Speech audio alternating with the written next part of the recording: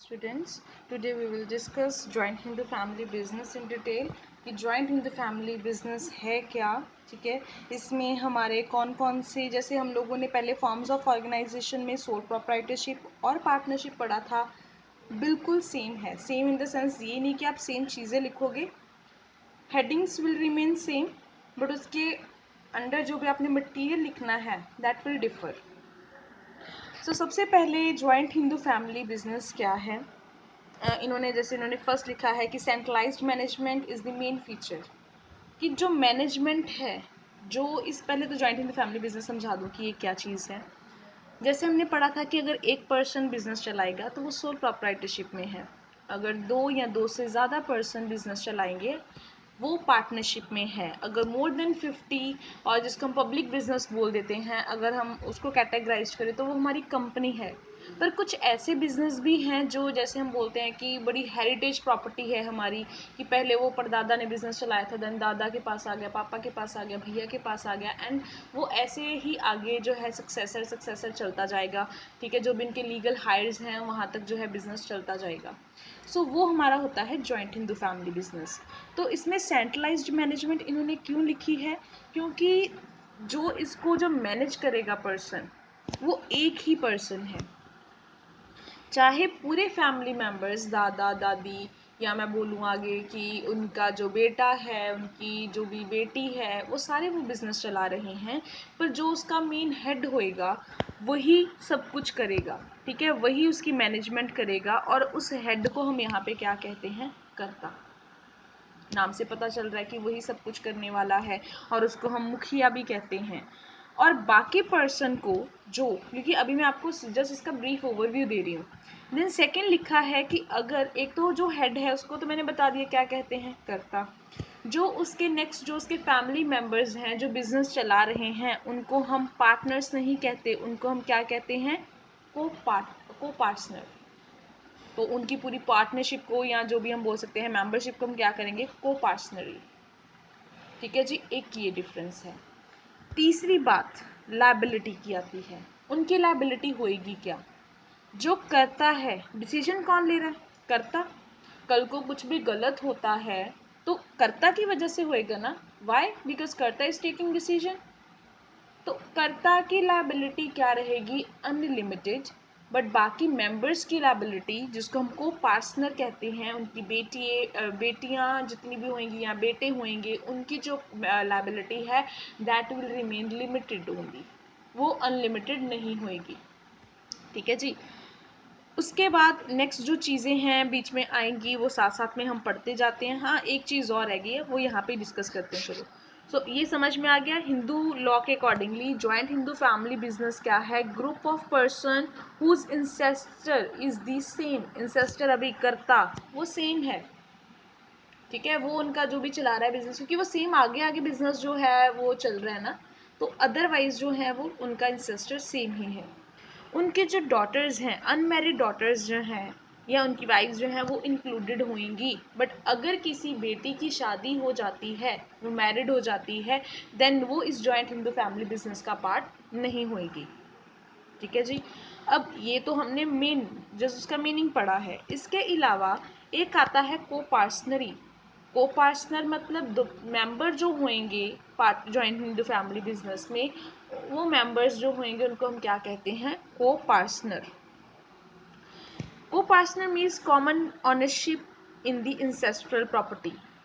Ownership क्या होता है, मालिक। दादा की प्रॉपर्टी थी तो पापा का भी बीच में हक है, तो उसके आगे बेटे का भी, प्रॉपर्टी तो सेम ही है ना, हक इनका सबका निकलेगा। तो यानी कि कॉमन प्रॉपर्टी में सबकी ऑनरशिप जो होती है, ठीक है। नेक्स्ट है को पार्टनरी इज क्रिएटेड बाय लॉ। हमने तो नहीं क्रिएट करा ना, वो तो फैमिली बिजनेस चल रहा है उनका, तो वो अकॉर्डिंगली बाय लॉ ही उनका जो होएगा, अदरवाइज कोई कॉन्ट्रैक्ट नहीं है। ऐसे नहीं है कि आप उठ के आए, मैं उठ के आई, या कोई 10 बंदे और हैं तो हम मिलके बोले कि जॉइंट हिंदू फैमिली बिजनेस है, नहीं, ये पार्टनरशिप होएगी, ये जॉइंट हिंदू फैमिली बिजनेस नहीं है। और नेक्स्ट उन्होंने लिखा है कि इमीडिएटली आफ्टर बर्थ, किसी भी जैसे उनके फैमिली में किसी का भी बर्थ होएगा, इमीडिएटली आफ्टर बर्थ उसको क्या मिल जाएगी, उसमें मेंबरशिप मिल जाएगी, वो को पार्टनर बन जाएगा। सो आगे उन्होंने लिख दिया है कि इस पर्सन को क्या कहेंगे। नेक्स्ट लिखा हुआ है कॉमन प्रॉपर्टी। अभी मैंने आपसे बात करी कि प्रॉपर्टी जो है वो सेम ही होएगी। सो प्रॉपर्टी इनकी कहते हैं कॉमन है, वो एक उन्होंने और चीज़ लिखी होएगी, चलो यहीं पे पढ़ लेते हैं उसको। द कॉमन प्रॉपर्टीज़ में इंक्लूड, एक तो इंसेस्ट्रल प्रॉपर्टी जो पूर्वजों से चलती आ रही है वो प्रॉपर्टी तो रहेगी रहेगी। सेकेंडली लिखा है property created with the help of ancestral property, कि उस प्रॉपर्टी की हेल्प से कोई आपने और प्रॉपर्टी खरीदी है तो वो भी बीच में इंक्लूडेड होएगी। एंड थर्डली लिखा है personal property treated as the property of the family. मैंने जैसे एग्जांपल दी थी कि मान लो किसी उनके जैसे हमारे तीन जो है फैमिली बिजनेस तो सॉरी सेम ही है, जैसे दादा थे, पापा थे, देन भैया थे। तो अगर भैया की कोई प्रॉपर्टी है तो उतना ही हक पापा का है, उतना ही हक उसके परदादा का या दादा का है। तो वो चीज़ क्या है, पर्सनल प्रॉपर्टी। ये नहीं कि मेरी प्रॉपर्टी है, मेरे बेटे की प्रॉपर्टी है तो वो डिफरेंट ट्रीट होएगी, नहीं, वो भी उसी प्रॉपर्टी में कंसीडर होएगी। अगर पापा की प्रॉपर्टी भैया की प्रॉपर्टी है तो भैया की प्रॉपर्टी पापा की प्रॉपर्टी है। इसलिए लिखा है the personal property treated as the property of the family. तो आप ये नहीं बोल सकते कि वो हमारी पर्सनल प्रॉपर्टी है तो हम उसको इस फैमिली बिजनेस में नहीं लेके आएंगे। Very very very important topic है, चाहे ये 2 मार्क्स के लिए, पर बहुत इंपॉर्टेंट है। वाइवा के लिए बहुत इंपॉर्टेंट क्वेश्चन है। एक है मिताक्षरा, एक है द्याभागा, स्कूल ऑफ हिंदू लॉ।